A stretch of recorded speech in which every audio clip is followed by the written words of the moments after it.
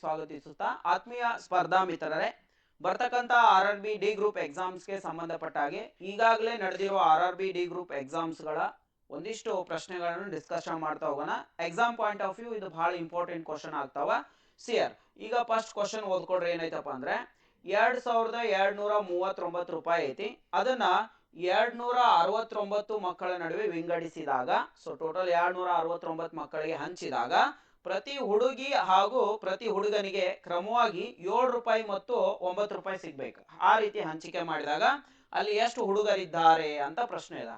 ಹಿಂಗ ಪ್ರಶ್ನೆ ಇದ್ದಾಗ ಈಗ ನೀವೇನಂತ ತಿಳ್ಕೊಬೇಕಂದ್ರೆ 269 ಮಕ್ಕಳಲ್ಲಿ ಹುಡುಗರು ಅದಾರ, ಹುಡುಗಿಯರು ಅದಾರ. ಆದ್ರೆ ನಾನು ಇಲ್ಲಿ 269 ಮಕ್ಕಳು ಅದಾರಲ್ಲ, ಇವರೆಲ್ಲರೂ ಹುಡುಗಿಯರು ಅದಾರ ಅಂತ ತಿಳ್ಕೊತೀನಿ. ಇದು ಶಾರ್ಟ್ಕಟ್ ಮೆಥಡ್ ನ ಹೇಳತ್ತೀನಿ, ನೋಡ್ಕೋರಿ. 269 ಮಕ್ಕಳೆಲ್ಲ ಹುಡುಗಿಯರ ಅದಾರ ಅಂತ ಇಟ್ಕೊಂಡ್ರ, ಸೊ ಇಲ್ಲಿ ಒಬ್ಬಳು ಹುಡುಗಿಗೆ ಎಷ್ಟು ರೂಪಾಯಿ ದೊರೀತದ ಅಂತ ಹೇಳಿದಾರ? 7 ರೂಪಾಯಿ. ಒಬ್ಬಳು ಹುಡುಗಿಗೆ 7 ರೂಪಾಯಿ ದೊರೀತದ ಅಂದ್ರ ಇಲ್ಲಿ 269 ಹುಡುಗಿಯರ ಅದಾರ ಅಂತ ಭಾವಿಸ್ಕೊಳತೀನಿ ನಾನು. 269 ಎಲ್ಲಾ ಇವರು ಹುಡುಗಿಯರ ಅದಾರ ಅಂತ ಭಾವಿಸ್ಕೊಂಡ್ರ ಒಬ್ಬಳು ಹುಡುಗಿಗೆ 7 ರೂಪಾಯಿದಂಗ 269 ಹುಡುಗಿಯರಿಗೆ ಒಟ್ಟು ಎಷ್ಟು ಹಣ ಸಿಗಕ್ ಸಾಧ್ಯ ಐತಿ ನೋಡ್ರಿ. 7 9 ಎಷ್ಟಾಯ್ತು? 63 ಆಯ್ತು. 7 6 ಎಷ್ಟಾಗತ್ತ? 42. ಇದೊಂದು 6, 42ಕ್ಕೆ 6 ಕೂಡಿಸ್ರಿ 48 ಆಯ್ತು. 7 2 14, ಇದೊಂದು 4, ಎಷ್ಟಾಯ್ತು? 18 ಆಯ್ತು. 1883 ಆಯ್ತು. ಹಾಗಿದ್ರ ಇಲ್ಲಿ ಇರುವ ಹಣ ಎಷ್ಟೈತಿ? 2239 ಐತಿ. ಈ 2239ಕ್ಕಿಂತ ಇದು ಹಣ ಕಡಿಮೆ ಬಂತು. ಸೊ ಎಷ್ಟು ಹಣ ಕಡಿಮೆ ಬಂದೈತಿ ನೋಡ್ಬೇಕು. 1883 ಕಳೀರಿ. ಎಷ್ಟು ಕಡಿಮೆ ಬಂತು ಗೊತ್ತಾಗತ್ತೆ ನಿಮ್ಗೆ. ಎಷ್ಟು ಕಡಿಮೆ ಬಂದೈತಿ ಇದ? 9 ರ 3 ಕಳೀರಿ 6 ರೂಪಾಯಿ ಆಯ್ತು. 13 ರಾಗ 8 ಕಳೀರಿ 5 ರೂಪಾಯಿ ಆಯ್ತು. ಸೊ 12 ರಾಗ 9 ಕಳೀರಿ 3 ರೂಪಾಯಿ ಆಯ್ತು. 0 ಬಂತು. ಹಾಗಿದ್ರ 356 ರೂಪಾಯಿ ಮೂಲ ಹಣಕ್ಕಿಂತ ಈ ಹಣ ಕಡಿಮೆ ಬರಕ್ ಕಾರಣ ಏನಪ್ಪಾ ಅಂದ್ರೆ ಹುಡುಗರ್ದು 9 ರೂಪಾಯಿ ಐತಿ. ಆ 9 ರೂಪಾಯಿದಂಗ ಹುಡುಗಿಯರ್ದು 7 ರೂಪಾಯಿ ಐತಂದ್ರ, ಸೊ 9 7 ಡಿಫ್ರೆನ್ಸ್ ತಗೊಂಡ್ರ ಇಲ್ಲಿ ಎಷ್ಟು ರೊಕ್ಕ ವ್ಯತ್ಯಾಸ ಆಗತ್ತದ? 2. ಹುಡುಗರ್ದು 2 ರೂಪಾಯಿ ಇದ್ರೊಳಗೆ ಕಡಿಮೆ ಹಾಕೊಂತ ಹೋಗಿರ್ತದ. ಆದ್ರಿಂದ ಇದು 356 ರೂಪಾಯಿ ಕಡಿಮೆ ಬರ್ತದ. ಅದಕ್ಕಾಗಿ ನೀವು 356 ರೂಪಾಯಿಯನ್ನ ಹೆಚ್ಚಿಸ್ಕೊಳ್ಬೇಕಾಗಿತ್ತಂದ್ರೆ ಹುಡುಗರ್ದು 2 ರೂಪಾಯಿದಂಗ ಎಷ್ಟು ಜನ ಹುಡುಗರ ಅಕ್ಕಾರ ಕಂಡಿಡಿಬಹುದು. ಸೊ ನೀವೇನ್ ಮಾಡ್ಬೇಕಂದ್ರೆ ಈ ವ್ಯತ್ಯಾಸವನ್ನ ಇಲ್ಲಿ ಇರ್ತಕ್ಕಂಥ ಮೌಲ್ಯಗಳ ವ್ಯತ್ಯಾಸ 7 ರೂಪಾಯಿ 9 ರೂಪಾಯಿ ವ್ಯತ್ಯಾಸವನ್ನ, ಸೊ ಇದರಿಂದ ಈ 356 ಭಾಗಿಸಿದ್ರ ಹುಡುಗರ ಸಂಖ್ಯೆ ಗೊತ್ತಾಗತ್ತ. 2 1 2, 2 1 2, 1 ಉಳಿತು. 2 7 14, 1 ಉಳಿತು. 2 8 16. ಹಾಗಿದ್ರೆ ಅಲ್ಲಿರುವಂತ ಹುಡುಗರ ಸಂಖ್ಯೆ ಎಷ್ಟಾಗತ್ತಂದ್ರ 178 ಆಗತ್ತ. 178 ಇಸ್ ದ ರಿಕ್ವೈರ್ಡ್ ಆನ್ಸರ್. ಈ ರೀತಿ ಸಾಲ್ವ್ ಮಾಡ್ಬೇಕು. ಓಕೆ, ಸರಿ. ಇನ್ನ ನೆಕ್ಸ್ಟ್ ಕ್ವಶನ್ ಹೋಗೋಣ ನೋಡ್ರಿ. ನೋಡಿ ಇಟ್ಕೊಳ್ರಿ, ಸ್ಕ್ರೀನ್ ಶಾಟ್ ತಗೊಳ್ರಿ. ಎರಡನೇ ಕ್ವಶನ್ ಏನದ? ಸೊ ಇದ 3 ಅಂತ ಆಗೈತಿ. Okay, let it be. Question number 3 ಅಂತ ಆಗೈತಿ. ಇಲ್ಲಿ ಕ್ವಶನ್ ಏನ್ ಕೊಟ್ಟಿದ ನೋಡ್ರಿ, ಈಸಿ ಕ್ವಶನ್ ಐತಿದ, ಬಹಳ ಈಸಿ ಕ್ವಶನ್ ಐತಿ. ಸ್ವಲ್ಪ ದೊಡ್ಡದು ಮಾಡ್ಕೊಳ್ಳೋಣ ಇದನ್ನ. ಕ್ಲಿಯರ್, ಇದು ಕ್ವಶನ್ ಐತಿ.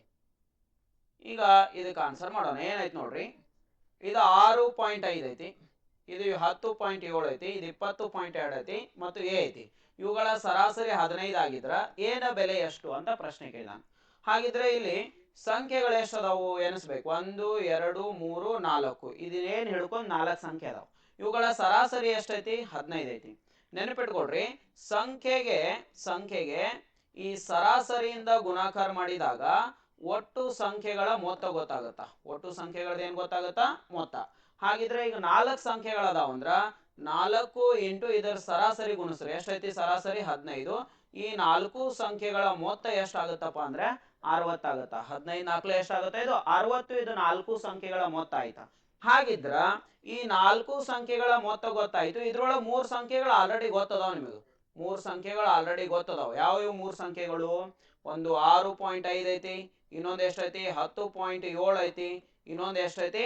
20.2 ಐತಿ. ಈಗ 3 ಸಂಖ್ಯೆಗಳು ಆಲ್ರೆಡಿ ಗೊತ್ತದಾವ ಅಂದ್ರ ಈ 3 ಸಂಖ್ಯೆಗಳನ್ನು ಕೂಡಿಸ್ಕೋರಪಿ.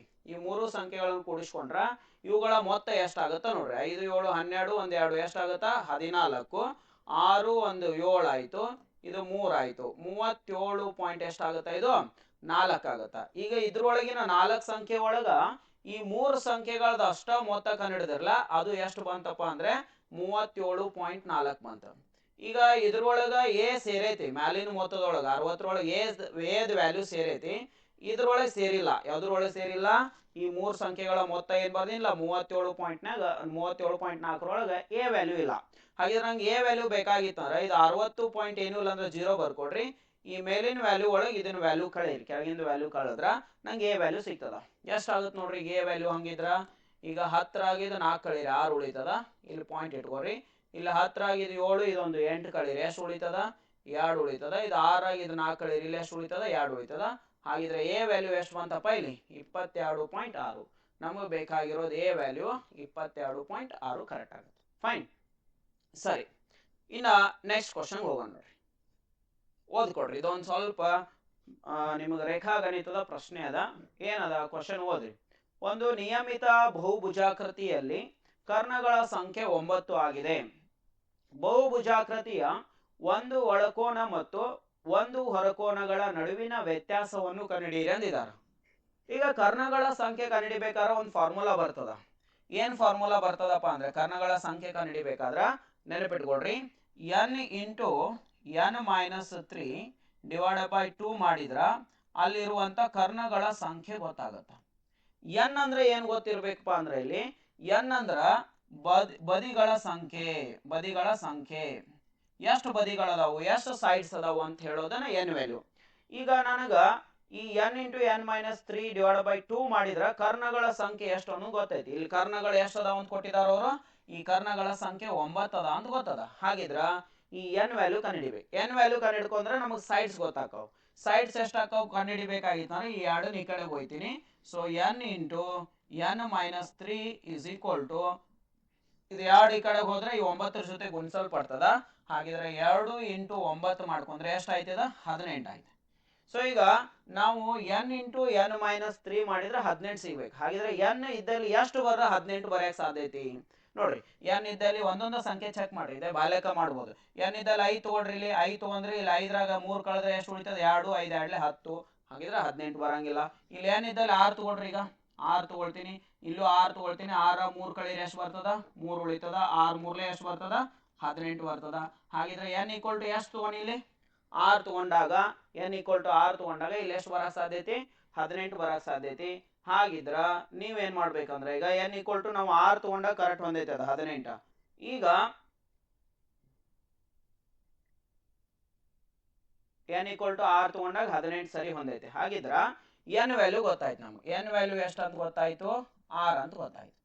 n ವ್ಯಾಲ್ಯೂ 6 ಅಂತ ಗೊತ್ತಾದ್ರ ಬದಿಗಳ ಸಂಖ್ಯೆ ಗೊತ್ತಾಯ್ತು. ಬದಿಗಳ ಸಂಖ್ಯೆ ಗೊತ್ತಾದ್ಮೇಲೆ ಸ್ನೇಹಿತರೆ ಈಗ ನಾವು ಹೊರಕೋನ ಮತ್ತು ಒಳಕೋನಗಳ ವ್ಯತ್ಯಾಸ ಕಂಡುಹಿಡಿಬಹುದು. ಹಾಗಿದ್ರೆ ಒಂದು ಹೊರಕೋನ ಹೆಂಗ್ ಕಂಡುಹಿಡಿಬಹುದು ನೋಡ್ರಿ. ಹೊರಕೋನ ಕಂಡುಹಿಡಿಬೇಕಾದ್ರ 360 ಭಾಗಲೆ ಬದಿಗಳ ಸಂಖ್ಯೆ ಏನ್ ಬರ್ಕೋಬೇಕು? 360 ಭಾಗಲೆ ಬದಿಗಳ ಸಂಖ್ಯೆ. ಹಾಗಿದ್ರೆ 360 ಬರ್ಕೊಳ್ತೀನಿ. ಬದಿಗಳ ಸಂಖ್ಯೆ ಎಷ್ಟು ಬಂದೈತಿ ನೋಡ್ರಿ, ಇಲ್ಲಿ 6 ಬಂದೈತಿ. ಹಾಗಿದ್ರೆ 6ಲೇ ಇದನ್ನ ಭಾಗಿಸ್ತೀನಿ. ಭಾಗಿಸಿದ್ರ 6 1ಲೇ 6, 6 6ಲೇ 36, ಇದೊಂದು 0 ಆಯ್ತು. ಎಷ್ಟು ಬಂತಪ್ಪ ಇದು ಬದಿಗಳ ಸಂಖ್ಯೆ? ಬದಿಗಳ ಸಂಖ್ಯೆಯಿಂದ ಭಾಗಿಸಾಗ 60 ಡಿಗ್ರಿ ಬಂತು. ಹಾಗಿದ್ರೆ ಒಂದು ಹೊರಕೋನ ಗೊತ್ತಾಯ್ತು. ಹೊರಕೋನ 60 ಡಿಗ್ರಿ ಇದ್ರ ಒಳಕೋನ ಈಸಿಯಾಗಿ ಗೊತ್ತಾಗತ್ತ. ಒಳಕೋನ ಕಂಡುಹಿಡಿಬೇಕಾಗಿತ್ತಂದ್ರ ನೆನಪಿಟ್ಕೊಡ್ರಿ, ಒಳಕೋನ ಕಂಡುಹಿಡಿಬೇಕಾಗಿತ್ತಂದ್ರ ಹೊರಕೋನ ಗೊತ್ತಿದ್ದು ಒಳಕೋನ ಕಂಡುಹಿಡಿಬೇಕಾಗಿತ್ತಂದ್ರೆ ಯಾವುದೇ ಬಹುಭುಜಾಕೃತಿ ಇರಲಿ ಅವಾಗ 180 ಡಿಗ್ರಿ ಒಳಗ ಹೊರಕೋನ ಕಳಿಬೇಕು. ಈ ಹೊರಕೋನ ಎಷ್ಟು ಬಂದೈತಲ್ಲ ಇದನ್ನ ಕಳಿಬೇಕು. 60ನ ಕಳೀರಿ. ಹಾಗಿದ್ರೆ ಒಳಕೋನ ಎಷ್ಟು ಬಂದಂಗ ಆಯ್ತಪ್ಪ ಅಂದ್ರೆ 120 ಡಿಗ್ರಿ ಬಂತು. ಇದು ಒಂದು ಒಳಕೋನ ಗೊತ್ತಾಯ್ತು, ಇದು ಒಂದು ಹೊರಕೋನ ಗೊತ್ತಾಯ್ತು. ಒಳಕೋನ ಮತ್ತು ಹೊರಕೋನದ ವ್ಯತ್ಯಾಸ ಕಂಡುಹಿಡಿ ಅಂದಾರ. ಹಾಗಿದ್ರೆ ಒಳಕೋನ ಹೊರಕೋನದ ವ್ಯತ್ಯಾಸ ಕಂಡುಹಿಡಿಬೇಕಾಗಿದ್ರ ಈ 120ರಾಗ ಈ ಹೊರಕೋನ 60 ಐತಲ್ಲ ಇದನ್ನ ಕಳೀರಿ. ಸೊ ಎಷ್ಟು ಬರ್ತದ? ಹಾಗಿದ್ರೆ ವ್ಯತ್ಯಾಸ 60 ಡಿಗ್ರಿ ಬರ್ತದೆ. ಸೊ ನಮಗೆ ಬೇಕಾಗಿರೋ ಆನ್ಸರ್ ವ್ಯತ್ಯಾಸ 60 ಡಿಗ್ರಿ ಆಯ್ತು. ಇಷ್ಟು ಸಾಲ್ವ್ ಮಾಡಿದ್ರೆ ಮುಗೀತದೆ. Okay fine. ನೆಕ್ಸ್ಟ್ ಕ್ವಶನ್ ಹೋಗೋಣ ನೋಡ್ರಿ. ನೆಕ್ಸ್ಟ್ ಕ್ವಶನ್ ಇದದ. ಈ ರೀತಿ ಕ್ವಶನ್ ಓದ್ರಿ, ದೊಡ್ಡದು ಅನಿಸ್ತದ, ಬಹಳ ಈಸಿಯಾಗಿ ಸಾಲ್ವ್ ಮಾಡ್ಬೋದು. ಒಬ್ಬ ಅಧಿಕಾರಿಯು, ಇದು 6ನೇ ಕ್ವಶನ್ ಅಂತ ಬಂದೈತಿ. ಒಬ್ಬ ಅಧಿಕಾರಿಯ ವೇತನದಿಂದ 10% ಮನೆ ಬಾಡಿಗೆಯಾಗಿ ಕಡಿತಗೊಳಿಸ 10% ಮನೆ ಬಾಡಿಗೆ ಖರ್ಚು ಮಾಡ್ತಾನೆ. ಉಳಿದ ಮೊತ್ತದಲ್ಲಿ ಅವರು 20% ಸಾರಿಗೆ ಖರ್ಚು ಮಾಡ್ತಾರೆ. ಆಮೇಲೆ ಉಳಿದಿದ್ರಲ್ಲಿ 20% ಆದಾಯವನ್ನು ತೆರಿಗೆಗೆ ಪಾವತಿ ಮಾಡ್ತಾರೆ. ಆಮೇಲೆ ಬಾಕಿ ಉಳಿದಿದ್ರಲ್ಲಿ 10%ವನ್ನ ಬಟ್ಟೆಗಾಗಿ ಖರ್ಚು ಮಾಡ್ತಾರೆ. ಇಷ್ಟೆಲ್ಲ ಖರ್ಚಾದ್ಮೇಲೆ ಅವ್ರ ಕಡೆ 23,328 ರೂಪಾಯಿ ಉಳಿತದ. ಹಾಗಿದ್ರೆ ಅವ್ರದ್ದು ಒಟ್ಟು ಸ್ಯಾಲ್ರಿ ಎಷ್ಟು? ಈ ಟೈಪ್ ಕ್ವಶನ್ ಬಂದಾಗ ಡೈರೆಕ್ಟ್ ಸಾಲ್ವ್ ಮಾಡೋದು ಹೇಳ್ತೀನಿ, ಟೈಮ್ ಇಂಪಾರ್ಟೆಂಟ್ ಆಗುತ್ತೆ ನಮ್ಗೆ. ಡೈರೆಕ್ಟ್ ಹೆಂಗೆ ಸಾಲ್ವ್ ಮಾಡೋದು ನೋಡ್ಕೊಂತವ್ರಿ. ಮೊದಲೇ ಖರ್ಚು 10% ಐತಿ. 10% ಖರ್ಚು ಆದ್ಮೇಲೆ ಉಳ್ದಿದ್ರಾಗ 20% ಖರ್ಚು ಮಾಡ್ಯಾನ, ಮತ್ತು ಉಳ್ದಿದ್ರಲ್ಲಿ 20% ಖರ್ಚು ಮಾಡಿದಾನ, ಮತ್ತು ಉಳ್ದಿದ್ರಾಗ 10% ಖರ್ಚು ಮಾಡಿದಾನ. ಈ ಖರ್ಚುಗಳು ನೋಡ್ಕೋಬೇಕು. ಇಷ್ಟೆಲ್ಲ ಖರ್ಚುಗಳಾದ್ಮೇಲೆ ಎಷ್ಟು ಉಳ್ಯಾತದ ಅವನ ಕಡೆ? 23,328. ಖರ್ಚುಗಳೆಲ್ಲ ಆದ್ಮೇಲೆ ಎಷ್ಟು ಹಣ ಉಳ್ಯಾತದಲ್ಲ ಅದನ್ನು ಕಂಡುಹಿಡಿದಿರಿ. ಸೊ ಅದು ಕೊಟ್ಟಿದ್ದಾನವ 23,328. ಇದನ್ನ ಈಸಿ ಮೆಥಡ್ನಾಗ ಹೆಂಗೆ ಸಾಲ್ವ್ ಮಾಡೋದಪ್ಪ ಅಂದ್ರೆ ನೋಡ್ಕೊಡ್ರಿ. ಈಗ ಮ್ಯಾಲ ಕಳ್ಸೋಣ, ಕನ್ನಡದಾಗ ಅಟ ಇಟ್ಕೊಳ್ಳೋಣ. ಸರಿ, ಈಗ ನೀವು ಇದಕ್ಕೆ ಹೆಂಗೆ ಸಾಲ್ವ್ ಮಾಡ್ಬೇಕಂದ್ರ ಫಸ್ಟ್ ಏನ್ ಮಾಡ್ಕೋಬೇಕು ಸ್ನೇಹಿತರೆ ಅಂದ್ರೆ, ನಾವು ಸ್ಯಾಲ್ರಿ ಕಂಡುಹಿಡಿಬೇಕಾದ್ರೆ ಈ ರೀತಿ ಕ್ವಶನ್ ಇದ್ದಾಗ ಸ್ಯಾಲ್ರಿ ಕಂಡುಹಿಡಿಬೇಕಂದ್ರ ಅವ್ನು ಕೊನೆಯದಾಗಿ ಅವ್ನ ಬಳಿ ಎಷ್ಟು ಉಳ್ದದ ಆ ರೊಕ್ಕ ಬರ್ಕೋಬೇಕು. ಎಷ್ಟು ಉಳ್ದದ? 23,328 ಬರ್ಕೋಬೇಕು. ಓಕೆ, ಇದಕ್ಕೆ ಇಂಟು ಮಾಡ್ಬೇಕು. ಇದಕ್ಕೆ ಎಷ್ಟೇ ಇಂಟು ಮಾಡ್ಬೇಕಂದ್ರ ಇವು ಶೇಕಡಾಗಳು ಎಷ್ಟು ಬಂದಾವ ನೋಡ್ರಿ. 1% ಒಂದು ಖರ್ಚು ಬಂದೈತಿ, ಅದಾದ್ಮೇಲೆ 2ನೇ ಖರ್ಚು ಬಂದೈತಿ, ಅದಾದ್ಮೇಲೆ 3ನೇ ಖರ್ಚು ಬಂದೈತಿ, ಅದಾದ್ಮೇಲೆ 4ನೇ ಖರ್ಚು. ಹಿಂಗ್ ಖರ್ಚುಗಳು ಎಷ್ಟು ಬಂದಾವ? ಇಲ್ಲಿ 4 ಖರ್ಚು ಬಂದಾವ. ಅದಕ್ಕೆ ಒಂದು ಬರದ 4 0 ಬರ್ಕೋಬೇಕು. ಎಷ್ಟು 0 ಬರ್ಕೋಬೇಕು? 4 0. ಇಲ್ಲಿ 3 ಖರ್ಚು ಬಂದಿದ್ದು ಅಂದ್ರ 3 0 ಬರ್ಕೋಬೇಕು. 5 ಖರ್ಚು ಬಂದಿದ್ದು ಅಂದ್ರ 5 0 ಬರ್ಕೋಬೇಕು. ಈಗ ನಮಗೆ 4 ಖರ್ಚು ಬಂದಾವ, ಇದು ಖರ್ಚು, ಇದು ಖರ್ಚು, ಇದು ಖರ್ಚು, ಇದು ಖರ್ಚು, ಅದಕ್ಕೆ 4 0 ಬರ್ಕೊಂಡಿ. ಓಕೆ, ಸರಿ. ಇದು ಡಿವೈಡೆಡ್ ಬೈ ಏನ್ ತಗೋಬೇಕಂದ್ರ ಇಷ್ಟಾದ್ಮೇಲೆ ಈಗ 1ನೇ ಖರ್ಚು ಎಷ್ಟೈತಿ? 10% ಐತಿ. ಅಂದ್ರೆ 10% ಅಂದ್ರ ಇದು 1 ಅಂತ ಇಟ್ಕೋಬೇಕು. ಇದು 1 ಅಂತ ಕನ್ಸಿಡರ್ ಮಾಡ್ರಿ. 10ರಾಗ 1 ಕಳೀರಿ, ಎಷ್ಟು ಉಳಿತದ? 9 ಅಂತ ಇಟ್ಕೋಬೇಕು. 2ನೇ ಖರ್ಚು ಎಷ್ಟೈತಿ? 20%. 10ರಾಗ 2 ಕಳಿಬೇಕು, ಎಷ್ಟು ಉಳಿತದ? 8 ಅಂತ ಬರ್ಕೋಬೇಕು. 3ನೇ ಖರ್ಚು ಎಷ್ಟೈತಿ? 20% ಐತಿ. ಅಂದ್ರೆ ಇದು 2 ಅಂತ ಕನ್ಸಿಡರ್ ಮಾಡಬೇಕು. 10ರಾಗ 2 ಕಳೀರಿ, ಎಷ್ಟು ಉಳಿತದ? 8 ಇಲ್ಲಿ ಕೆಳಗೆ ಬರ್ಕೋಬೇಕು. ಇನ್ನು ಲಾಸ್ಟ್ ಖರ್ಚು ಎಷ್ಟೈತಿ? 10% ಐತಿ. ಅಂದ್ರೆ ಇದು 1 ಅಂತ ಕನ್ಸಿಡರ್ ಮಾಡಬೇಕು. 10ರಾಗ 1 ಕಳೀರಿ, ಎಷ್ಟು ಉಳಿತದ? 9 ಇಲ್ಲಿ ಕೆಳಗೆ ಬರಿಬೇಕು. ಇಷ್ಟು ಬಾರ್ದ ಆಮೇಲೆ ಸಿಂಪ್ಲಿಫಿಕೇಶನ್ ಮಾಡಿದ್ರ ಅವನ ಆದಾಯ ಎಷ್ಟನ್ನು ಡೈರೆಕ್ಟ್ ಗೊತ್ತಾಗತ್ತೆ ನಿಮಗೆ. ಓಕೆ, ಆದಾಯ ಕಂಡುಹಿಡಿಯೋಣ. ಇವು ನಂಬರ್ ಬರೋದು ಗೊತ್ತಾಯ್ತಾ? ಇನ್ನೊಮ್ಮೆ ಹೇಳ್ತೀನಿ ನೋಡ್ರಿ. ಕೊನೆಯದಾಗಿ ಉಳಿತಾಯ ಮಾಡಿದ ಹಣ ಬರ್ಕೋಬೇಕು, ಇದು ಫಸ್ಟ್ ಸ್ಟೆಪ್. 2ನೇದ 1 ಬರ್ಕೋಬೇಕು. ಖರ್ಚುಗಳು ಎಷ್ಟು ಬರತ್ತವ ಎನ್ಸ್ಕೋಬೇಕು. 1ನೇ ಖರ್ಚು, 2ನೇ ಖರ್ಚು, 3ನೇ ಖರ್ಚು, 4 ಖರ್ಚು. 4 ಖರ್ಚು ಬಂದ್ರೆ 4 0 ಹಚ್ಕೋಬೇಕು. ಇದು 2ನೇ ಸ್ಟೆಪ್. ಇಲ್ಲಿ 3ನೇ ಸ್ಟೆಪ್ ಬರಿಬೇಕಾದ್ರೆ ಏನ್ ಮಾಡ್ಬೇಕಂದ್ರ ಇಲ್ಲಿ 10 ಬಂದೈತಂದ್ರ ಇದ 1 ಅಂತ ಕನ್ಸಿಡರ್ ಮಾಡ್ಬೇಕು. 20 ಬಂದೈತಂದ್ರ 2 ಅಂತ ಕನ್ಸಿಡರ್ ಮಾಡ್ಬೇಕು. 30 ಬಂದಿತ್ತಂದ್ರ 3 ಅಂತ ಕನ್ಸಿಡರ್ ಮಾಡ್ಬೇಕು. ಈಗ 10 ಬಂದೈತಂದ್ರ ಎಷ್ಟು ಅಂತ ಕನ್ಸಿಡರ್ ಮಾಡೋದು? ನಾವು 1 ಅಂತ ಕನ್ಸಿಡರ್ ಮಾಡೋದು. 10ರಾಗ 1 ಕಳಿಬೇಕು. 10ರಾಗ 1 ಕಳೆದ್ರೆ ಎಷ್ಟು ಉಳಿತದ? 9. ಇದು 20 ಅಂದ್ರೆ 2 ಅಂತ ಕನ್ಸಿಡರ್ ಮಾಡೋದು. 10ರಾಗ 2 ಕಳಿಬೇಕು, ಎಷ್ಟು ಉಳಿತದ? 8. ಸೊ ಹಂಗ ನಾವು ಇದು ಬರಿಬೇಕು. ಇಷ್ಟು ಬರ್ಕೊಂಡಿದ್ದು ಅರ್ಥ ಆಯ್ತು ಎಲ್ಲರಿಗೂ ಇದ? ಓಕೆ, ಸೊ ಇಷ್ಟು ಬರ್ಕೊಂಡ ಆಮೇಲೆ ನೆಕ್ಸ್ಟ್ ಏನ್ ಮಾಡ್ಬೇಕಪ್ಪ ಅಂದ್ರೆ ನಾವು ಇದು ಸಿಂಪ್ಲಿಫಿಕೇಶನ್ ಮಾಡೋದು. ಈಗ ಇದು ಸಿಂಪ್ಲಿಫಿಕೇಶನ್ ಹೆಂಗ್ ಮಾಡೋದು ನೋಡ್ಕೊಡ್ರಿ. ಓಕೆ, ಇಲ್ಲಿ ಕ್ವಶನ್ ಕೆಳಗೆ ಕಳಿಸ್ತೀನಿ.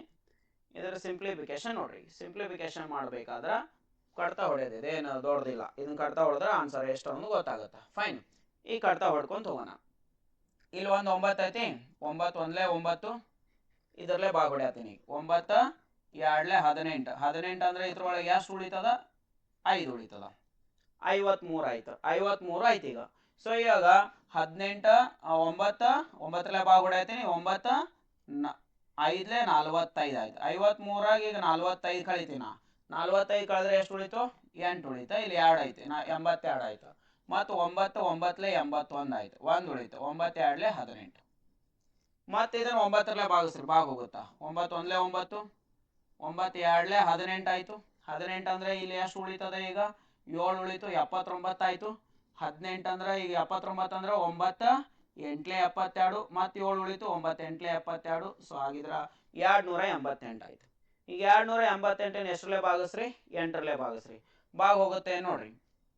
8 1 8, 8 3 24 ಭಾಗ ಹೋಯ್ತು. ಸೊ 4 ಉಳಿತು. 48 ಆಯ್ತು. 8 6 48, 36 ಭಾಗ ಹೋಯ್ತು. ಈಗ 8 ಮತ್ತು 36 ಉಳ್ದಾವು. 4ರಲ್ಲೇ ಭಾಗ ಹೋಗ್ತಾವು. 4 2 8 ಆಯ್ತು. ಇದು 4 9 36 ಆಯ್ತು. ಈಗ ಇದನ್ನ 2ರಲ್ಲೇ ಇಲ್ಲಿ ಭಾಗ ಹೊಡೆದ್ ಬಿಡ್ರಿ. 2 1 2, ಇದು 2 5 10 ಆಗುತ್ತೆ. ಇಲ್ಲಿ ಎಷ್ಟು 0 ಅದಾವು? 3 0 ಅದಾವು. 3 0 ಬರ್ಕೋತೀನಿ. ಸೊ 9 × 5 ಮಾಡ್ರಿ. 9 5 ಎಷ್ಟು ಆಗುತ್ತಾ? 45 ಆಯ್ತು. ಇಲ್ಲಿ 3 0 ಅದಾವು. 3 0 ಇಟ್ಕೊಡ್ರಿ. ಸೊ ಆನ್ಸರ್ ಎಷ್ಟು ಬರ್ಬೇಕಿದ? 45,000 ಬರ್ತದ. ಸೊ ಫೈನಲ್ ಆನ್ಸರ್ ಎಷ್ಟಾಗುತ್ತೆ? ಇದು 45,000 ಆಗುತ್ತೆ. ಈ ಟೈಪ್ ಕ್ವಶನ್ ಬಂದಾಗ ಈಸಿ ಮೆಥಡ್ನಾಗ ಹೇಳಿದ್ದೀನಿ, ನೆನಪಿಟ್ಕೊಡ್ರಿ. ಓಕೆ, ಸರಿ. ನೆಕ್ಸ್ಟ್ ಕ್ವಶನ್ ಹೋಗೋಣ ನೋಡ್ರಿ. ನೆಕ್ಸ್ಟ್ ಕ್ವಶನ್ ಏನದ, ಎಲ್ಲರೂ ಓದ್ಕೊಡ್ರಿ. ಈಗ ರಾಹುಲ್ ಅವರ ಮಾಸಿಕ ಖರ್ಚು ಅವರ ಮಾಸಿಕ ಆದಾಯದ 75% ಆಗಿದೆ. ಅವನ ಖರ್ಚು ಎಷ್ಟೈತೆ ಅಂದ್ರೆ ಆದಾಯದ 75% ಐತಿ. ಹಾಗಿದ್ರೆ ಮಾಸಿಕ ಉಳಿತಾಯ 10,000 ಆಗಿದ್ದರೆ ಅವರ ಮಾಸಿಕ ಆದಾಯವನ್ನು ಕಂಡುಹಿಡಿಯಿರಿ. ಖರ್ಚು ಎಷ್ಟು ಶೇಕಡ ಅಂತ ಕೊಟ್ಬಿಟ್ಟಾನ, ಈಗ 75%. ಉಳಿತಾಯದ ಹಣ ಕೊಟ್ಟಿದ್ದಾನೆ, ಉಳಿತಾಯದ ಹಣ ಎಷ್ಟೈತಿ, 10,000 ಐತಿ. ಹಾಗಿದ್ರೆ ಶೇಕಡಾದ ಮೊದಲು ಕಂಪ್ಲೀಟ್ ಮಾಡ್ಕೊಳ್ಳೋಣ. 100 ರೂಪಾಯಿ ಆದಾಯ ಇದ್ದಿದ್ರೆ ಅಪ್ಪಿನಿನ 75% ಖರ್ಚು ಮಾಡ್ತಿ. 75% ಏನಿದು ಖರ್ಚು. ಹಾಗಿದ್ರೆ ಉಳಿತಾಯ ಎಷ್ಟು ಮಾಡ್ತಿ ಅಂದಂಗಾಯ್ತು, ಉಳಿತಾಯ 25% ಮಾಡ್ತಿ. ಈಗ ಉಳಿತಾಯ 25% ಮಾಡ್ತಿ ಅಂದ್ರ 100 ಉಳಿಸಾತಿ ಎಷ್ಟು, 25. 25 ರೂಪಾಯಿ ಏನಾದ್ರು ಉಳಿಸಿದ್ದೆ ಅಂದ್ರ 100 25 ರೂಪಾಯಿ ಉಳಿಸಿದಾಗ ನಿಂದು ಒಟ್ಟು ಸಂಬಳ ಎಷ್ಟಿದ್ದಂಗಾಯ್ತು, 100. 25% ಉಳಿತಾಯ ಇದ್ದಾಗ ಒಟ್ಟು ಸಂಬಳ 100 ಇರ್ತದ. ಈಗ ನಮಗ ಉಳಿತಾಯ 25% ಇದ್ದಾಗ ಒಟ್ಟು ಸಂಬಳ 100 ಇದ್ರ ಈಗ ಉಳಿತಾಯ ಅನ್ನೋದು ಇಲ್ಲಿ 10,000 ಐತಿ. ಇಲ್ಲಿ ಎಷ್ಟು ಉಳಿತಾಯ ಮಾಡತಾನವ, 10,000. ಮಾಸಿಕ ಉಳಿತಾಯ 10,000 ಇದ್ದಿದ್ರ ಸೊ ಈಗ ಮಾಸಿಕ ಆದಾಯ ಎಷ್ಟು ಇರ್ತದ, ಜಸ್ಟ್ ಸಿಂಪಲ್ ಕ್ರಾಸ್ ಮಲ್ಟಿಪ್ಲಿಕೇಶನ್ ಮಾಡ್ರಿ, ಎರಡು ಕ್ರಾಸ್ ಮಲ್ಟಿಪ್ಲಿಕೇಶನ್ ಮಾಡ್ರಿ. ಸೊ 25 ಇದು ಈ ಸಂಖ್ಯೆ ಕೆಳಗೆ ಹೋಗುತ್ತಾ, 25 ಒಂದ್ಲೆ 25, 25 4 100 ಆಗುತ್ತಾ. ಸೊ ಹಾಗಿದ್ರೆ 4 ಇಂಟು 10,000 ಮಾಡಿದ್ರೆ ಆನ್ಸರ್ ಎಷ್ಟು ಬರ್ತಾ ಇದೆ, 40,000 ಬರ್ತದ. ಇದು ನಮಗೆ ಸಿಗ್ಬೇಕಾಗಿರುವ ಆದಾಯ. ಸೊ ಆನ್ಸರ್ ಎಷ್ಟಾಗುತ್ತೆ, ಇದು 40,000 correct answer. Basic question, simple question ನೋಡ್ರಿ. ಈ ರೀತಿ ಕ್ವಶನ್ ಬಂದಾಗ ಯಾವುದೇ ಕಾರಣಕ್ಕೂ ಮಿಸ್ ಆಗಬಾರ್ದು ಇವು. ಓಕೆ, ನೆಕ್ಸ್ಟ್ ನೋಡ್ರಿ. ನೆಕ್ಸ್ಟ್ ಕ್ವಶನ್ ಏನಾಯ್ತಪ್ಪ, ಪಿ ಮತ್ತು ಕ್ಯೂ ಓದ್ಕೊಡ್ರಿ ಚೆನ್ನಾಗಿ. ಪಿ ಮತ್ತು ಕ್ಯೂ ಒಟ್ಟಾಗಿ ಒಂದು ತೊಟ್ಟಿಯನ್ನು 3 ಗಂಟೆಗಳಲ್ಲಿ ನೀರಿನಿಂದ ತುಂಬಿ ಬದಲು. 2 ಪೈಪ್ ಅದಾವು, ಪಿ ಮತ್ತು ಕ್ಯೂ ಒಂದು ಅಥವಾ ವ್ಯಕ್ತಿಗಳದಾರ. ಪಿ ಮತ್ತು ಕ್ಯೂ ಎರಡು ಚಾಲೋ ಮಾಡಿದ್ರ 3 ತಾಸ್ನಾಗ ಏನಾಗತ್ತ, ಟ್ಯಾಂಕ್ ತುಂಬ್ತದ ಅಂತ. ತೊಟ್ಟಿ ಅಂದ್ರೆ ಏನು, ಟ್ಯಾಂಕ್ ತುಂಬ್ತದ. ಪಿ ಮಾತ್ರ 12 ಗಂಟೆಗಳಲ್ಲಿ ತುಂಬಿಸಬಲ್ಲ. ಪಿ ಒಬ್ಬಗ ಕೊಟ್ರೆ 12 ಗಂಟೆಗಳಲ್ಲಿ ಏನಾಗಿತ್ತ, ತುಂಬ್ತಿತ್ತ. ಸೊ ಕ್ಯೂಗ್ ಕೊಟ್ಟಿದ್ರ, ಕ್ಯೂಗ ಅದೇ ಕೆಲಸ ಕೊಟ್ಟಿದ್ರ ಆ ತೊಟ್ಟಿಯ 4ನೇ 1 ಭಾಗವನ್ನ ಎಷ್ಟು ಟೈಮ್ದಾಗ ತುಂಬಿಸಿದ, ಆ ತೊಟ್ಟಿಯ ಪೂರ್ತಿ ತುಂಬಾ ಕೇಳತ್ತಿಲ್ಲ, 4ನೇ 1 ಭಾಗ. ಹಾಗಿದ್ರ ಈ ಟೈಮ್ ಅಂಡ್ ವರ್ಕ್ ಒಳಗೆ ನೀವು ಕಲ್ತಿರ್ತೀರಿ, ಪಿ ಮತ್ತು ಕ್ಯೂ ಇಬ್ಬರು ಕೂಡಿ ಒಂದು ಕೆಲಸ 3 ತಾಸ್ನಾಗ ಮಾಡ್ತಾರ ಅಂತ ಇಟ್ಕೋರಿ. ಇದೇ ಕೆಲಸವನ್ನ ಪಿ ಒಬ್ಬಗ ಕೊಟ್ಟಿದ್ರ ಎಷ್ಟು ತಾಸ್ನಾಗ ಮಾಡ್ತಾನ ಇವ, 12 ತಾಸ್ನಾಗ ಮಾಡ್ತಾನ. ನೋಡ್ರಿ, ಪಿ ಮತ್ತು ಕ್ಯೂ ಇಬ್ಬರು ಕೂಡಿ 3 ತಾಸ್ನಾಗ ಮಾಡ್ತಾರ. ಪಿ ಒಬ್ಬವನ 12 ತಾಸ್ನಾಗ ಮಾಡ್ತಾನಂದ್ರ ಈ ಕ್ಯೂ ಒಬ್ಬವಂದ ಕಂಡುಹಿಡಿಬಹುದು. ಈ ಕ್ಯೂ ಒಬ್ಬನೇ ಎಷ್ಟು ತಾಸ್ನಾಗ ಮಾಡ್ತಾನ ಕಂಡುಹಿಡಿಬೇಕಾಗಿತ್ತಂದ್ರ ಸಿಆರ್ ಕ್ಯೂ ಒಬ್ಬಂದ ಬೇಕಾಗಿತ್ತಂದ್ರ ಇಬ್ಬರದು ಗುಣಾಕಾರ ಮಾಡ್ಬೇಕು. 3 ಇಂಟು ಏನೈತಿ 12, ಇವೆರಡು ಗುಣಿಸ್ಕೋಬೇಕಾ, ಇವು ನಂಬರ್ ಬಿಡ್ರಿ. 3 ಇಂಟು 12 ಮಾಡ್ಕೋಬೇಕಾ, ಡಿವೈಡ್ ಬೈ ಈ 12 3 ಕಳೀರಿ. 12 3 ಕಳೆದ್ರೆ ಎಷ್ಟು ಬರ್ತದೆ, ವ್ಯತ್ಯಾಸ ತಗೋಬೇಕು. 12 3 ವ್ಯತ್ಯಾಸ ಎಷ್ಟಾಗುತ್ತಾ, 9. ಈಗ ಕ್ಯೂದ ಟೈಮ್ ಗೊತ್ತಾಗುತ್ತಾ, 3 1 3 3 3 9, 3 1 3 3 4 12. ಹಾಗಿದ್ರೆ ಕ್ಯೂ ಪೂರ್ತಿ ತೊಟ್ಟೆಯನ್ನು ತುಂಬಿಸ್ಲಿಕ್ಕೆ ಎಷ್ಟು ತಾಸು ತಗೋತಾನವ, 4 ತಾಸು. ಇಲ್ಲಿ ಪ್ರಶ್ನೆ ಕೇಳಿರೋದೇನಂದ್ರ ಕ್ಯೂ ಪೂರ್ತಿ ತೊಟ್ಟಿಯನ್ನು ಎಷ್ಟು ಸಮಯದಲ್ಲಿ ತುಂಬಿಸ್ತಾನ ಅಂತ ಕೇಳಿದ್ರೆ ಇದು 4 ತಾಸು ಆಗ್ತಿತ್ತ. ಬಟ್ ಅವ್ರು ಏನ್ ಕೇಳಿದಾರ, ತೊಟ್ಟಿಯ 4ನೇ 1 ಭಾಗವನ್ನು ಎಷ್ಟು ತಾಸನೆ ತುಂಬಿಸ್ತಾನ. ಆ ತೊಟ್ಟಿಯನ್ನ ನೀವೇನಾದ್ರೂ ಇಲ್ಲಿ ಒಂದು ಟ್ಯಾಂಕ್ ಐತೆ ಅಂದ್ರೆ ಇದನ್ನ ಒಟ್ಟು ಎಷ್ಟು ಭಾಗ ಮಾಡಬೇಕು, 1 2 3 4 ಭಾಗ ಮಾಡಿದ್ರ 4ಕ್ಕೆ 4 ಭಾಗ ತುಂಬ್ಸಕ್ ಎಷ್ಟು ತಾಸು ಬೇಕು ಅವಂಗ, 4 ತಾಸು ಬೇಕು. ಬಟ್ 4ಕ್ಕೆ 4 ಭಾಗ ತುಂಬ್ಸಕ್ 4 ತಾಸು ಬೇಕು. ಇದ್ರೊಳಗಿಂದ 1 ಭಾಗ ತುಂಬ್ಸಕ್ ಅಷ್ಟೇ ಎಷ್ಟು ತಾಸು ಆಗುತ್ತಾ. ಹಾಗಿದ್ರೆ ಎಷ್ಟು ತಾಸು ಆದಂಗ ಆಗುತ್ತಾ, 1 ತಾಸ್ನಾಗ ತುಂಬಿಸ್ತಾನ. 4 ಭಾಗ ಮಾಡಿ ಅದ್ರೊಳಗಿಂದ 1 ಭಾಗ ತುಂಬ್ಸಕ್ ಅಷ್ಟೇ ಕೇಳಿದಾರ. ಸೊ ಆನ್ಸರ್ ಎಷ್ಟಾಗುತ್ತೆ, ಇದು 1 ಗಂಟೆ ಅಂತ ಆಗುತ್ತಾ. ತಿಳಿತಾ ಎಲ್ಲರಿಗೂ. ಸೊ ಒಟ್ಟು ಭಾಗವನ್ನು ತುಂಬ್ಸಕ್ 4 ತಾಸು ಬೇಕು ಅವಂಗ.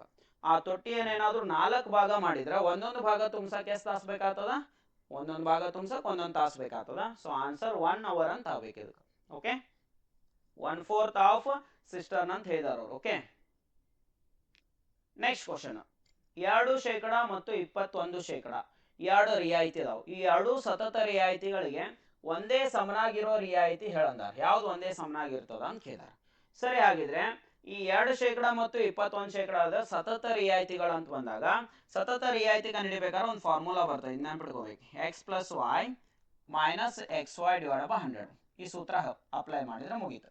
x + y ಅಂದ್ರ 1% ಎಷ್ಟೈತಿ, 2% ಪ್ಲಸ್ 2ನೇದು ಎಷ್ಟೈತಿ, 21 ಐತಿ, ಮೈನಸ್ 2 ಇಂಟು 21 ಕೆಳಗೆ ಎಷ್ಟು ಬರೀತೀರಪ್ಪ, 100 ಬರ್ಕೊಳ್ತೀರಿ.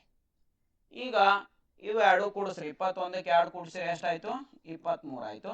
ಈ ವ್ಯಾಲ್ಯೂ ಬರಿಬೇಕಾದ್ರೆ ಬಾಗ್ ಹೊಡ್ಕೊಂತ ಕೂಡ್ಬೇಡ್ರಿ, 0 ಇದ್ದಾಗ ಅಷ್ಟ ಬಾಗ್ ಬಿಡ್ರಿ. ಇದು ಬಾಗ್ ಹೋಗಂಗಿಲ್ಲ ಅಂತ ಗೊತ್ತಾದ್ಮೇಲೆ ಇವೆರಡು ಗುಣಾಕಾರ ಮಾಡ್ರಿ. ಎಷ್ಟಾಯ್ತು, 21 2 42 ಆಯ್ತು. ಇಲ್ಲಿ ಎಷ್ಟು ಜೀರೋ ಅದಾವು 100ಕ್ಕೆ 2 ಜೀರೋ ಅದಾವು, ಈ ಕಡೆಯಿಂದ 2 ಅಂಕಿ ಬಿಟ್ಟು ಪಾಯಿಂಟೆಡ್. ಸೊ ಆನ್ಸರ್ ಎಷ್ಟಾಗುತ್ತದ 0.42 ಆಗುತ್ತಾ. ಹಾಗಿದ್ರೆ ಇದನ್ನು ಕಳಿಬೇಕಾಗೈತಿ. ಇದು 23 ಪಾಯಿಂಟ್ ಏನೂ ಇಲ್ಲ ಅಂದ್ರೆ 00 ಬರ್ಕೋರಿ. ಇವೆರಡು ಕೂಡಿಸಿದ್ದ 23 ಆಗುತ್ತಾ. 0.00 ಬರ್ಕೋರಿ. ಇದು ಸಾಲ್ವ್ ಮಾಡಿದ ಎಷ್ಟು ಬರತ್ತದ 0.42 ಬರತ್ತದ. ಇದನ್ನು ಕಳಿಬೇಕು. ಇಲ್ಲಿ ನಡಕ್ ಕಳಿ ಅಂದಾರ ಮೈನಸ್ ಐತಿ.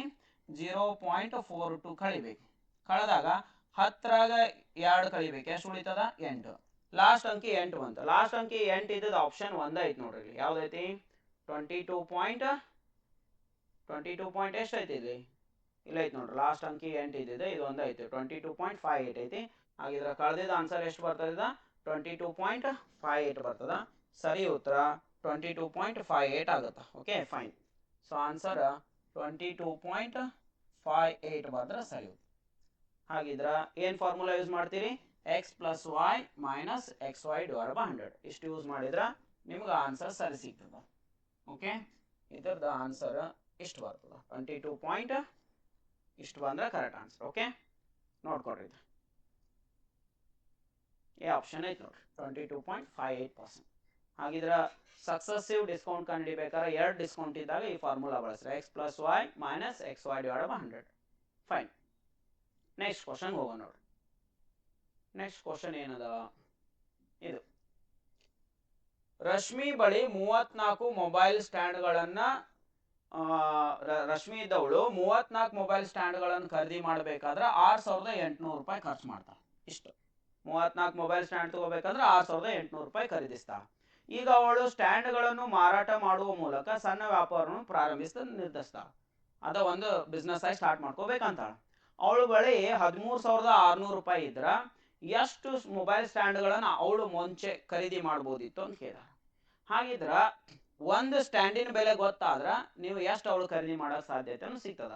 ಈಗ 35 ಮೊಬೈಲ್ ಸ್ಟ್ಯಾಂಡ್ ಕೊಂಡ್ಕೋಬೇಕಾಗಿತ್ತಂದ್ರ ಎಷ್ಟು ರೊಕ್ಕ ಖರ್ಚು ಮಾಡಬೇಕು 68,000. ಹಾಗಿದ್ರ 34 ಮೊಬೈಲ್ ಸ್ಟ್ಯಾಂಡ್ ಕೊಂಡ್ಕೋಬೇಕಾದ್ರೆ 6800 ರೂಪಾಯಿ ಖರ್ಚು ಮಾಡ್ಬೇಕಾಗಿತ್ತಂದ್ರ ಒಂದು ಮೊಬೈಲ್ ಸ್ಟ್ಯಾಂಡ್ ನ ಬೆಲೆ ಕಂಡುಹಿಡಿಬೇಕು. ಒಂದು ಮೊಬೈಲ್ ಸ್ಟ್ಯಾಂಡ್ ನ ಬೆಲೆ ಕಂಡುಹಿಡಿಬೇಕಾಗಿತ್ತಂದ್ರ 6800 ರೂಪಾಯಿಕ 34 ಬರ್ತಾವಂದ್ರ ಒಂದಕ್ಕೆ ಎಷ್ಟು ಬಿದ್ದಂಗ ಆಯ್ತು 34 ಒಂದ್ಲೆ 34 200. ಸೊ ಎಷ್ಟು ಬಂತು ಒಂದು ಮೊಬೈಲ್ ಸ್ಟ್ಯಾಂಡ್ ನ ಬೆಲೆ 200 ಆಯ್ತು. ಈಗ 200 ರೂಪಾಯಿಗೆ ಒಂದು ಮೊಬೈಲ್ ಸ್ಟ್ಯಾಂಡ್ ಸಿಗತ್ತದ. 200 ರೂಪಾಯಿಗೆ ಒಂದು ಮೊಬೈಲ್ ಸ್ಟ್ಯಾಂಡ್ ಸಿಗತ್ತದ. ಅವಳು ಬಳಿ 13600 ರೂಪಾಯಿ ಐತಿ. ಹಾಗಿದ್ರೆ 13600 ರೂಪಾಯಿ ರೊಕ್ಕ ಇಟ್ಕೊಂಡ ಒಂದಕ್ಕೆ 200 ರೂಪಾಯಿದಂಗ ಎಷ್ಟು ತಗೊಳಕ್ ಸಾಧ್ಯ ಆಗುತ್ತೆ ಅವಳಿಗೆ. ಇಷ್ಟು ರೊಕ್ಕ ಐತೆ ಅವಳ ಕಡೆ, ಒಂದಕ್ಕೆ 200 ರೂಪಾಯಿ. ಹಂಗಿದ್ರೆ ಇಷ್ಟು ರೊಕ್ಕದಲ್ಲೇ ಎಷ್ಟು ಮೊಬೈಲ್ ಸ್ಟ್ಯಾಂಡ್ ಖರೀದಿ ಮಾಡ್ಬೋದು ಅವಳು. ಎಷ್ಟು ಖರೀದಿ ಮಾಡ್ಬೋದು ಅಂದ್ರ 20 ಕ್ಯಾನ್ಸಲ್ ಆಯ್ತು. 2 1 2 2 6 12 1 ಉಳಿತು 2 8 16. ಎಷ್ಟು ಸ್ಟ್ಯಾಂಡ್ಗಳನ್ನು ಖರೀದಿ ಮಾಡ್ಬೋದು ಅವಳು 68 ಸ್ಟ್ಯಾಂಡ್ಗಳನ್ನ ಖರೀದಿ ಮಾಡ್ಬೋದು. ಫೈನ್. ಆನ್ಸರ್ ಎಷ್ಟು ಬರ್ಬೇಕಿದ 68 ಕರೆಕ್ಟ್ ಆಗುತ್ತಾ. ಸಣ್ಣ ಹುಡುಗರ ಕ್ವಶನ್ ಇದೆ. ನೆಕ್ಸ್ಟ್ ಕ್ವಶನ್ ಏನದ ನೋಡ್ರಿ. 3300 ಮೊತ್ತದ ಮೇಲೆ ವಾರ್ಷಿಕ 10% ಚಕ್ರ ಬಡ್ಡಿ ದರದಲ್ಲಿ ವಾರ್ಷಿಕವಾಗಿ ಸಂಯೋಜಿತವಾದಾಗ 2 ವರ್ಷಗಳಲ್ಲಿ ಆಗುವ ಮೊತ್ತ ಕೇಳತ್ತಾರ. ಮೊತ್ತ ಕೇಳಿದಾಗ ನೀವು ಮೊದಲಿಗೆ ಬಡ್ಡಿ ಹಣ ಕಂಡುಹಿಡಿಬೇಕು. ಚಕ್ರ ಬಡ್ಡಿ ಕಂಡುಹಿಡ್ಕೋಬೇಕು. ಚಕ್ರ ಬಡ್ಡಿ ಕಂಡುಹಿಡಿಬೇಕಾದ್ರೆ ಈಗ ಹೇಳೋ ಮೆಥಡ್ ಇದು 10% ಇದ್ದಾಗ ನಾವು ಹೆಂಗ್ ಚಕ್ರ ಬಡ್ಡಿ ಕಂಡುಹಿಡ್ಕೋಬೇಕು ಹೇಳ್ತೀವಿ ನೋಡ್ರಿ. 10% ಇದ್ದಾಗ ಇದು ಚಕ್ರ ಬಡ್ಡಿ ಕಂಡುಹಿಡಿಯೋ ವಿಧಾನ ನೋಡ್ರಿ. 3300 ಇರ್ತದಲ್ಲ, ಈ ಮೊತ್ತ ಇರ್ತದಲ್ಲ, ಇದ್ರದ್ದು ಒಂದೇ ಬಡ್ಡಿ ಕಂಡುಹಿಡಿಬೇಕಾಗಿತ್ತಾರ 1 0 ಕ್ಯಾನ್ಸಲ್ ಮಾಡ್ಬೇಕು. 10% ಇದ್ದಾಗ ಹಿಂಗೆ ಮಾಡ್ಬೇಕು. 1 0 ಕ್ಯಾನ್ಸಲ್ ಮಾಡ್ರಿ. ಎಷ್ಟು ಬಂತಿದ 330 ಅಂತ. ಈಗ 2 ವರ್ಷ ಇರೋದ್ರಿಂದ ಇದು ಒಂದೇ ಬಡ್ಡಿ ಅಂತ ಇಟ್ಕೋಬೇಕು 330. ಇದರದ ಬಡ್ಡಿ ಕಂಡುಹಿಡ್ಕೋಬೇಕು. 330 ಬಡ್ಡಿ ಕಂಡುಹಿಡ್ಕೋಬೇಕಾಗಿತ್ತಾರ ಮತ್ತೆ ಇದ್ರೊಳಗೆ 1 0 ಕ್ಯಾನ್ಸಲ್ ಮಾಡ್ಬೇಕು. ಎಷ್ಟು ಬಂತು 33. ಇವ 2 ಬಡ್ಡಿಗಳು. ಇದು ಒಂದೇ ಬಡ್ಡಿ, ಇದು 2ನೇ ಬಡ್ಡಿ. ಟೈಮ್ 2 ವರ್ಷ ಇದ್ದಾಗ ನೆನಪಿಟ್ಕೋರಿ. ಇದು ಒಂದೇ ಬಡ್ಡಿ ಎಷ್ಟು ಬಂದೈತಲ್ಲ 330. ಇದನ್ನ 2 ಸಲ ಹಚ್ಕೋಬೇಕು. 330. ಈ 2ನೇ ಬಡ್ಡಿ ಇರ್ತದಲ್ಲ ಇದನ್ನ ಒಂದೇ ಸಲ ಹಚ್ಕೋಬೇಕು 33. ಇವಷ್ಟು ಕೂಡಿಸ್ರಿ. ಟೋಟಲ್ ಬಡ್ಡಿ ಹಣ ಎಷ್ಟಾಗುತ್ತೆ ನೋಡ್ರಿ. 0 3 ಇದು 9 ಇದು 6 693 ರೂಪಾಯಿ ಇದು ಚಕ್ರ ಬಡ್ಡಿ ಆಯ್ತು. ಇಷ್ಟು ಬಡ್ಡಿ ಕೂಡಿಸಿ ಹೇಳ್ಬೇಕು ನೀವು. ಮೊತ್ತ ಕೇಳಿದಾಗ ಅಸಲಿಗೆ ಬಡ್ಡಿ ಹಣ ಕೂಡಿಸಿ ಹೇಳ್ಬೇಕು. ಬಡ್ಡಿ ಹಣ ಎಷ್ಟು ಬಂತು 693. ಅಸಲು ಎಷ್ಟೈತಿ 3300. ಈ 3300 ರೂಪಾಯಿಗ ಇದು 693 ರೂಪಾಯಿ ಕೂಡಿಸ್ರಿ. ಎಷ್ಟಾಗತ್ತ 3993 ರೂಪಾಯಿ ಮೊತ್ತ ಆಗುತ್ತೆ. ಹಾಗಿದ್ರ ಟೋಟಲ್ ಮೊತ್ತ ಕೇಳಿದವ್ರು ಅವರು 3,993 ರೂಪಾಯಿ. ಇಲ್ಲ ಐತೆ ನೋಡ್ರಿ ಆನ್ಸರ್. Okay, simple ಐತಿದ. ಚಕ್ರ ಬಡ್ಡಿ ಯಾರು ಕಲ್ತವ್ರು ಇದಿರಲ್ಲ ಅವ್ರಿಗೆ ಇದು ಅರ್ಥ ಆಗುತ್ತಾ ಜಲ್ದಿ. ಓಕೆ, ಯಾರು ಫ್ರೆಶರ್ಸ್ ಅದಿರಿ ಅವ್ರಿಗೆ ಸ್ವಲ್ಪ ಇನ್ನ ಕಾನ್ಸೆಪ್ಟ್ಗಳು ಕಲ್ತಿರಂಗಿಲ್ಲ. ಯಾರು ಕಲ್ತವ್ರು ಇರ್ತೀರಿ ಅವ್ರಿಗೆ ಜಲ್ದಿ ಅರ್ಥ ಆಗುತ್ತೆ. ಓಕೆ, ಈಗ ನಾನು exam point of view discussion ಮಾಡ್ತಾ ಇದ್ದೀನಿ, ಅದಕ್ಕಾಗಿ ಸೊ ಯಾರು ಫ್ರೆಶರ್ಸ್ ನೋಡ್ತಾ ಇದ್ದೀರಿ ಅವ್ರಿಗೆ ಒಂದು ಸ್ವಲ್ಪ ಏನಾಗುತ್ತೆ, ಬೇಸಿಕ್ ಅದು ಏನು ಗೊತ್ತಿರಂಗಿಲ್ಲಲ್ಲ ಅವ್ರಿಗೆ ಡಿಫಿಕಲ್ಟ್ ಆಗುತ್ತೆ ಈಗ. ಸರಿ, ಬೇಸಿಕ್ ಕ್ಲಾಸ್ಗಳನ್ನು ಮಾಡೋಣ ಟಾಪಿಕ್ ವೈಸ್. ಈಗ ಇಲ್ಲಿ ನೋಡ್ರಿ, ಒಂದು ಗೋಳದ ಮೇಲ್ಮೈ ವಿಸ್ತೀರ್ಣ ಕೊಟ್ಟಿದ್ದಾನೆ. ಎಷ್ಟೈತಿ? 5,544 ಐತಿ.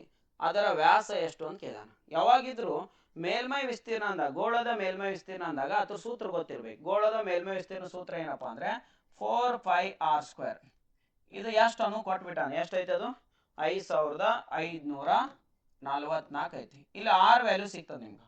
ಆರ್ ವ್ಯಾಲ್ಯೂ ಕಂಡುಹಿಡಿಬೇಕಾಯ್ತಾರ r² ತಗೋಬೇಕು. r² ತಗೋಬೇಕಾಗಿತ್ತಂದ್ರ ಇದು 4 5 ಈ ಕಡೆ ಹೋಗುತ್ತಾ, 4 5 ಕೆಳಗೆ ಹೋಗುತ್ತಾ.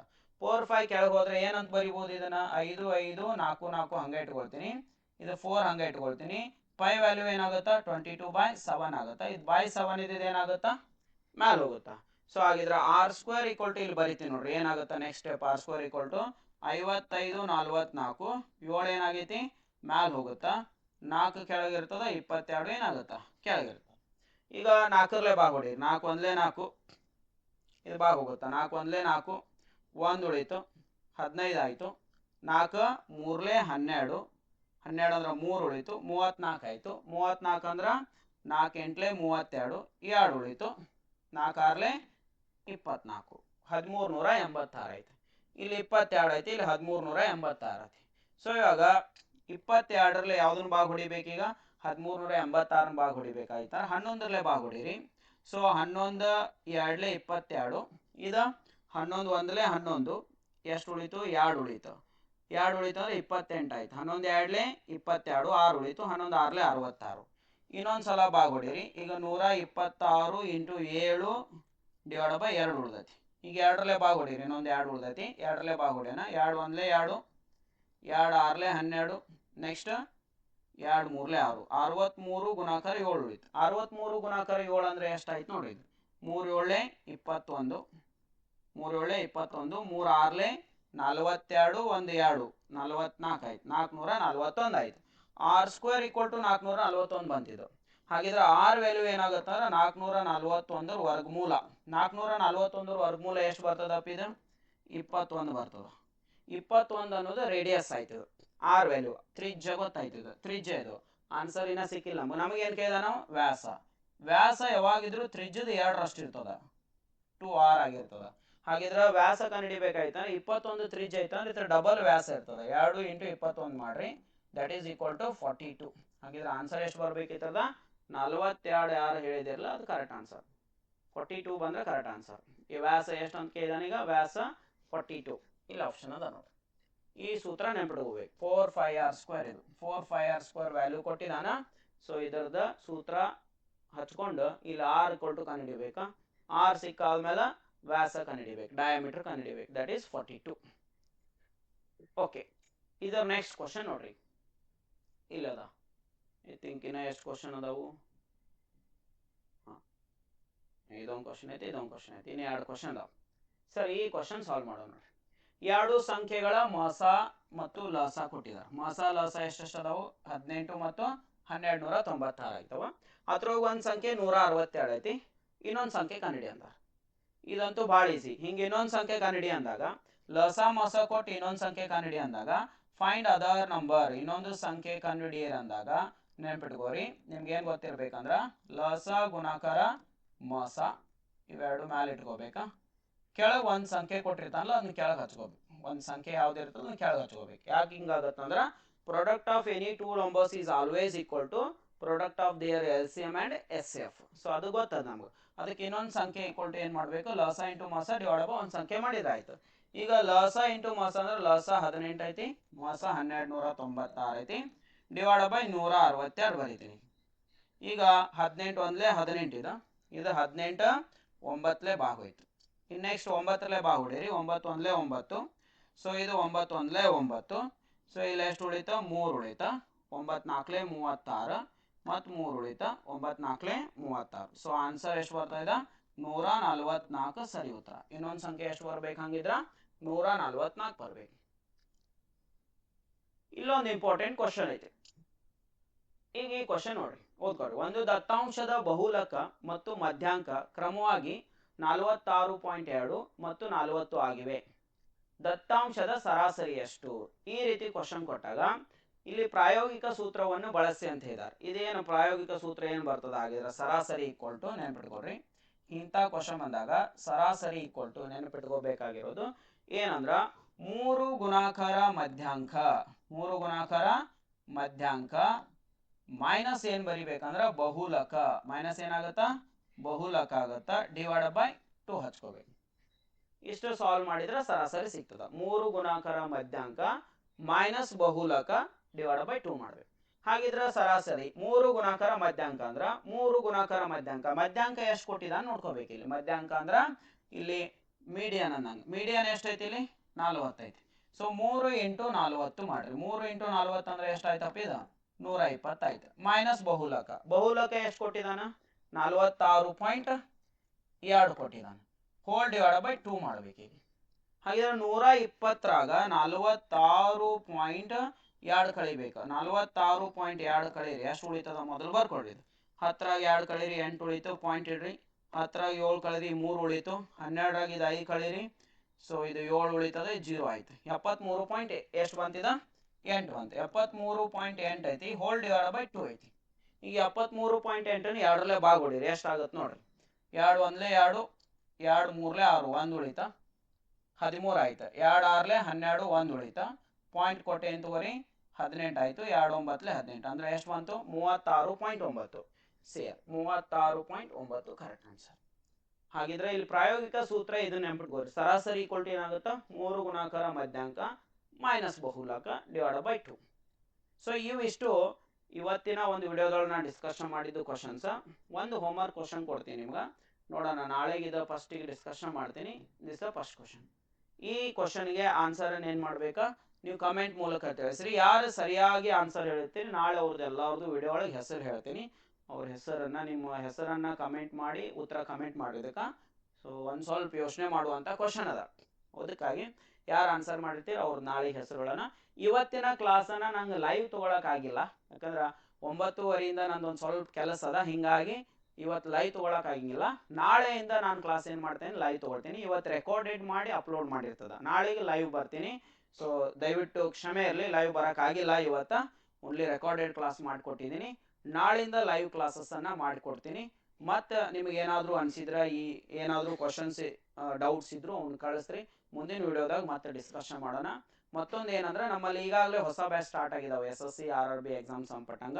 ಸೊ ಯಾರೆಲ್ಲ ಇಂಟ್ರೆಸ್ಟೆಡ್ ಸ್ಟೂಡೆಂಟ್ಸ್ ಅದಿರಿ ನಮ್ಮ ಸಂಸ್ಥೆಗೆ ನಂಬರ್ಗೆ ಕರೆ ಮಾಡಿ ಹೆಚ್ಚಿನ ಮಾಹಿತಿಯನ್ನು ಪಡೆದುಕೊಳ್ಳ್ರಿ. ಹಾಗೆ ಯಾರೆಲ್ಲ ಅಗ್ನಿವೀರ್ ಫಿಸಿಕಲ್ಗೆ ಈಗ ಸೆಲೆಕ್ಟ್ ಆಗಿದ್ದೀರಿ ಅವರೆಲ್ಲರಿಗೂ ಅಭಿನಂದನೆಗಳನ್ನು ತಿಳಿಸ್ತಾ ಇದ್ದೀನಿ. ನಮ್ಮ ವಿದ್ಯಾರ್ಥಿಗಳು ಯಾರೆಲ್ಲ ಸೆಲೆಕ್ಟ್ ಆಗಿದ್ದೀರಿ ಈ ವಿಡಿಯೋವನ್ನು ನೋಡ್ತಾ ಇದ್ದೀರಿ, ಸೆಲೆಕ್ಟ್ ಆದಂಥ ವಿದ್ಯಾರ್ಥಿಗಳು ಸರ್ ಐ ಆಮ್ ಸೆಲೆಕ್ಟೆಡ್ ಅಂಥೇಳಿ ಒಂದು ನೀವು ಕಮೆಂಟ್ ಹಾಕಿದ್ರೆ ನಮಗೂ ಖುಷಿ ಆಗ್ತದ ಯಾರೆಲ್ಲ ಸೆಲೆಕ್ಟ್ ಆಗಿದ್ದೀರ ಅಂಥೇಳಿ. ಸೊ ಮತ್ತೊಮ್ಮೆ ಎಲ್ಲ ಸ್ಪರ್ಧಾರ್ಥಿಗಳಿಗೆ ಅಭಿನಂದನೆಗಳನ್ನು ತಿಳಿಸ್ತಾ ಇದ್ದೀನಿ ಯಾರೆಲ್ಲ ಸೆಲೆಕ್ಟ್ ಆಗಿದ್ದೀರಿ. ಯಾರೆಲ್ಲ ಸೆಲೆಕ್ಟ್ ಆಗಿಲ್ಲ ಧೃತಿಗೆಡಕ್ಕೆ ಹೋಗ್ಬೇಡ್ರಿ, ಮತ್ತೆ ಪ್ರಯತ್ನ ಮಾಡ್ರಿ, ಮತ್ತೆ ಅವಕಾಶಗಳು ಅದಾವ. ಸೊ ಒಂದೇ ಸೋಲು ಜೀವನ ಅಲ್ಲ. ಸೊ ಇನ್ನೂ ಸೋಲುಗಳನ್ನು ಎದುರಿಸಿ. ಸೊ ಸೋಲುಗಳು ಬಂದಾಗ ಹೆದರಕ್ಕೆ ಹೋಗ್ಬೇಡ್ರಿ, ಅವುಗಳನ್ನು ಎದುರಿಸ್ರಿ. ಸೊ ಒಳ್ಳೆ ರೀತಿ ಪ್ರಯತ್ನ ಮಾಡ್ರಿ ಮುಂದಿನ ಸಲ. ಸೊ ನೀವು ಕೂಡ ಆಯ್ಕೆ ಆಗ್ತೀರಿ ಅಂತ ಹಾರೈಸ್ತಾ ಈ ಒಂದು ವಿಡಿಯೋವನ್ನು ಮುಗಿಸ್ತಾ ಇದ್ದೀನಿ. ಧನ್ಯವಾದಗಳು ಸ್ನೇಹಿತರೆ.